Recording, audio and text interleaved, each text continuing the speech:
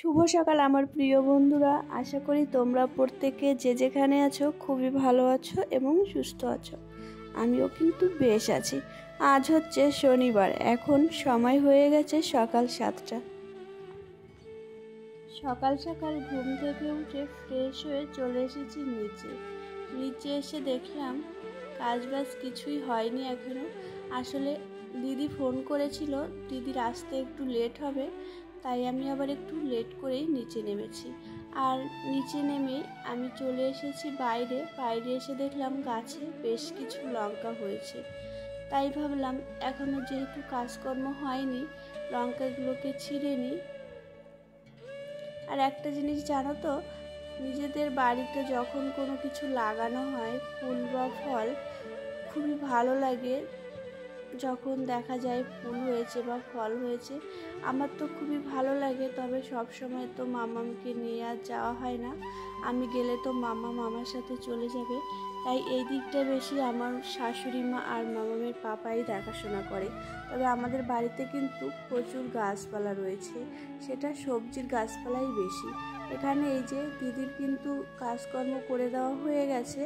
এখন এই যে ফ্রিজ থেকে ডিমটা বের করে নিয়েছি আর ওইদিকে দুধ বসিয়ে দিয়েছি। দুধ জাল হতে হতে আমি ডিমটাকে না ভালো করে ঘষে পরিষ্কার করে নেব। যেহেতু হাঁসের ডিম প্রচুর পরিমাণে নোংরা থাকে, তাই আমি ভালো করে ঘষে ডিমটাকে প্রেসার কুকারে দিয়ে সিদ্ধ করে নেব।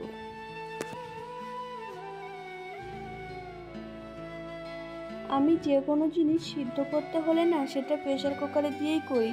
প্রেসার কুকারে দিলে জিনিসটা তাড়াতাড়ি সিদ্ধও হয়ে যায়, খুব ভালোভাবেও হয়ে যায়, তাছাড়া কিছুটা গ্যাসেরও সঞ্চয় হয়। তারপরে এখানে সকালবেলা রান্না করব আরও মসুরির ডাল। এখানে এই সিপিটা মেপেই মসুরির ডালটা আমরা রান্না করি। তাছাড়া এমনি দিলে হয় কি, কখনো বা বেশি হয়ে যায়, কখনো বা কম হয়ে যায়। আর এটা দিয়ে দিলে আমাদের একটা হিসাব থাকে যে এটাতে এই কটা দিলে হয়ে যাবে। তারপরে ওখানে আমার দুধ জাল হতে হতে এখানে আমি লিকার চাটা করে নিয়েছিলাম, আর ওই সাইডে দুধ জাল হয়ে গেছে। আমি প্রেসার কুকারে ডিমটাও বসিয়ে দিয়েছি, আর এই সাইডে আমি বাবার জন্য দুধ চাটাও করে নিয়েছি।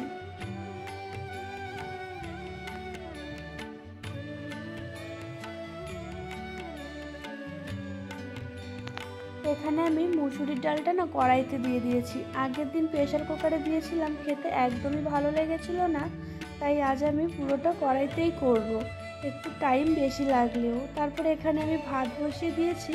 এইদিকে আমার ডালটা রান্না করা হয়ে গেছে, আর ডালের মধ্যে না আমি সজনে ডাঁটা দিয়ে দিয়েছিলাম।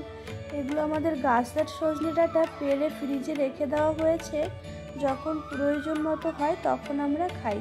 আর এখানে এই যে ডিমটা সিদ্ধ করে ছুলে নিয়েছি, আর ডিমটাকে এই যে লবণ হলুদ মাখিয়ে এখন আমি ভেজে নেব। তার আগে মশলাটাও করে নিয়েছি। আর এখানে কিছুটা পেঁয়াজ কেটে রেখেছি। এখানে যেহেতু হাঁসের ডিম একটু মশলা না দিলে বেশি ভালো লাগে না, আর হাঁসের ডিম গোটা খেতে অতটা ভালো লাগে না, তাই কেটে রান্না করবো। আর এখানে সকালের খাওয়া দাওয়া করে মামামের বাবার সঙ্গে বারাসাতে চলে গেছিলো, মামামের দাদার সঙ্গে, আসলে কিছু জামা কাপড় কেনার জন্যে। তারপরে মামাম বাড়িতে এসেছে, আমি নিজে রেডি হয়েছি। মামামকে রেডি করে এখন মামামের পাপা আর আমি আর মামাম মিলে চলে যাচ্ছি একটা নিমন্ত্রণ খেতে। আমাদের প্রত্যেকেরই রয়েছে, তবে আমরা তিনজন একটু আগেই যাচ্ছি। এখন হয়ে গেছে দুপুর 2টো, প্রচণ্ড রোদ্দুর, রাস্তা পুরোই ফাঁকা। নিমন্ত্রণ বাড়ি থেকে চলে এসেছিলাম, সেখানে গিয়ে না কোনো রকম ভিডিও করতে পারিনি। সেখানে জায়গা একদমই কম ছিল, আর প্রচণ্ড গরম ছিল, লোকজনও খুব ছিল, তাই আর ইচ্ছা করলো না। বিকেলবেলা এসে একটু শুয়ে পড়েছিলাম, ঘুমিয়ে গেছিলাম। তারপরে এই যে বাবাকে চা করে দিয়ে এলাম, মামামের পাপাকেও চা করে দিয়ে এসেছি। আমি আর চাটা খেলাম না, অনুষ্ঠান বাড়ি থেকে আইসক্রিম দিয়েছিল, সেই আইসক্রিমটা নিয়েই উপরে চলে এসেছি, যেহেতু মামাম উপরে একা রয়েছে। আর এখানে এই যে চলো মামাম কি জামা কাপড় কিনলো সেটাই তোমাদের একবার দেখিয়ে দিই।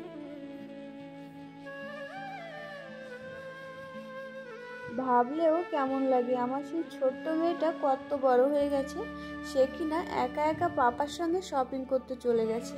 আর এখানে এই যে দেখো মাম্মাম কি নিয়ে এসেছে। এই যে প্যান্টটা, এটা 3টে এনেছে, 3 কালারের। এটা হচ্ছে একটু লাইট পিঙ্ক, আর একটা আছে ডিপ পিঙ্ক, আর একটা আছে হচ্ছে এই যে স্কাই কালারের। আসলে মাম্মামের পিঙ্ক কালারটা হচ্ছে প্রিয় কালার, ও সব কিছুই পিঙ্ক কেনার চেষ্টা করে। আর এখানে এই যে এরকম ধরনের টপ এনেছে দুটো সাদা, আর একটা এটা পুরোপুরি সাদা, আর একটা হচ্ছে পিঙ্ক আর সাদা। আর এখানে এই জামাটা এনেছে, কি বলে এটাকে আমি জানি না।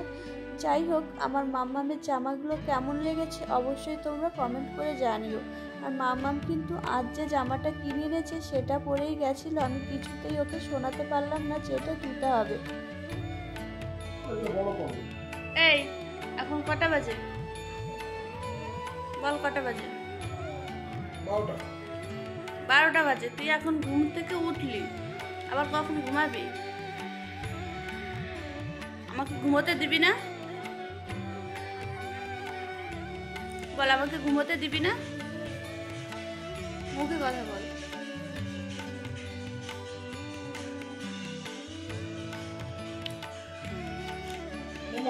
কি কিনেছো?